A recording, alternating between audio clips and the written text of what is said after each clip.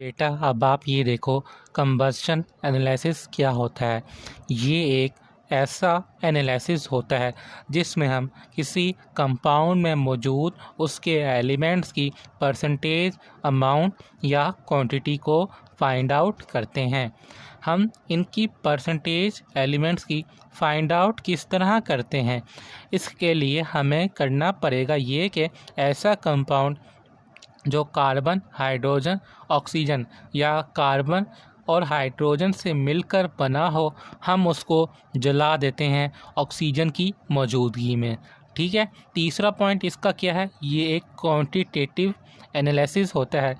एक ऐसा एनालिसिस जिसमें हम परसेंटेज एलिमेंट्स की फाइंड आउट कर रहे होते हैं, वो हमारे पास क्वांटिटेटिव एनालिसिस होता है। अगला पॉइंट क्या है, जब हम अपने ऑर्गेनिक कंपाउंड को जलाते हैं तो उसका कार्बन डाइऑक्साइड में कन्वर्ट हो जाएगा और उसका हाइड्रोजन वाटर में कन्वर्ट हो जाएगा। कार्बन डाइऑक्साइड को जो होगी कार्बन डाइऑक्साइड एब्जॉर्ब कर लेगा। कार्बन डाइऑक्साइड एब्जॉर्बर का नाम हमारे पास 50% KOH होता है। नेक्स्ट हमारे पास जो वाटर होगा उसको वाटर एब्जॉर्ब कर लेगा। वाटर एब्जॉर्बर का नाम होता है मैग्नीशियम परक्लोरेट MgClO4 2। ठीक है। अब नेक्स्ट ये हमारे पास एक एग्जाम्पल है। ठीक है। CH2O ये हमारे पास ग्लूकोज का एम्पेरिकल फार्मूला है। जब हम इसको ऑक्सीजन की मौजूदगी में जलाते हैं तो यहाँ पर हमारे पास कार्बन डाइऑक्साइड और वाटर प्रोड्यूस होगा। ठीक है, यहाँ तक समझ आ गई आपको। नेक्स्ट अब आप यहाँ पे देखो, ये नेक्स्ट पॉइंट पढ़ो, difference in the message of absorbers give mass of water and carbon dioxide. ये जो हमारे एब्जॉर्बर्स होंगे इनका जब मैस में डिफरेंस आता है तो हमारे पास वाटर और कार्बन डाइऑक्साइड की हम अमाउंट को, मैस को फाइंड आउट कर सकते हैं। इस लाइन का मतलब क्या है ये समझना है आपने। इसका मतलब ये है कि एक्सपेरिमेंट करने से पहले और एक्सपेरिमेंट करने के बाद जो हमारे पास अब्जॉर्बर्स होंगे उनके मैसेज को हम माइनस करेंगे तो हमारे पास कार्बन डाइऑक्साइड और वाटर की एग्जैक्ट अमाउंट मैस आ जाती है। अब आपने इस डायग्राम को देखना है।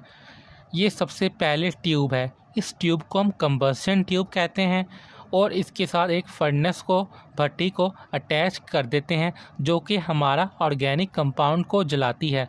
ऑर्गेनिक कंपाउंड को जलाने के लिए हमें ऑक्सीजन चाहिए होगी। जब ये हमारा ऑर्गेनिक कंपाउंड जलेगा तो यहाँ पे क्या प्रोड्यूस होगा, कार्बन डाइऑक्साइड और वाटर। दोनों गैसेस जो होंगी हमारी ट्रैवल करेंगी और पहुंच जाएंगी वाटर एब्जॉर्बर में, जिसको हम मैग्नीशियम परक्लोरेट कहते हैं। यहाँ पर हमारा वाटर एब्जॉर्ब हो जाएगा, कार्बन डाइऑक्साइड यहाँ पर एब्जॉर्ब नहीं होगी।